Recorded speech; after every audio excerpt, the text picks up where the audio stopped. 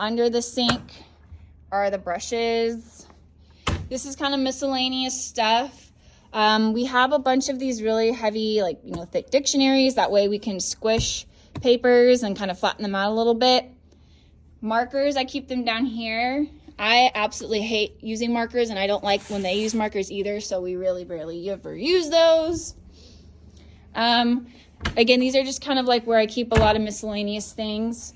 We have life skills that comes to our room, so I keep this drawer kind of for them. So they've got wipes, washable paint, and a little crayon thing. I put it right by the door because my life skills kids sit here with all the paras, and they know they can just grab whatever I have in there. Coloring books, little activity things that I get for them. Oil pastels, watercolor, all my organized pastels go in there. And then as far as how I set up my actual desks, I found that this is the most perfect setup ever because it's like a little puzzle piece. So when I'm doing my seating chart, I purposely make sure that I'm obviously separating friends that don't need to be near each other. But as we probably know, even if they're not next to each other, but they can still see each other, they'll give each other eye contact and try to get each other riled up.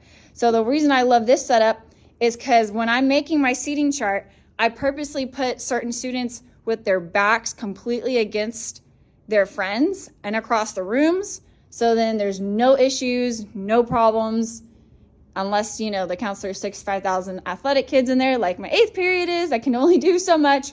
But this setup with the L, another L, and then just the single table works really, really well. Over here is like an extra little bookshelf that I painted when I taught elementary. So I have like whiteboards whenever we do like game days and stuff, erasers, expos. And then I try to put a lot of different tissue boxes around the room. That way kids aren't constantly like using it as an excuse to go to their friends and walk the long way. So make sure you have a lot of these just kind of like everywhere. These are awesome. These are clear containers. You can get them at like Walmart, Hobby Lobby, wherever. They come in different colors too, but I just like the clear.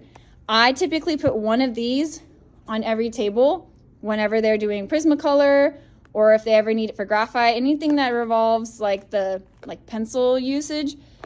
These are just basically containers where they can use the little handheld sharpeners, sharpen it over the box, and then they can empty these. They don't have to, I don't really care. So that's there for them. Organize all the different types of Sharpies. This is from elementary school. Painted that. They're just little random drawing prompts that they have.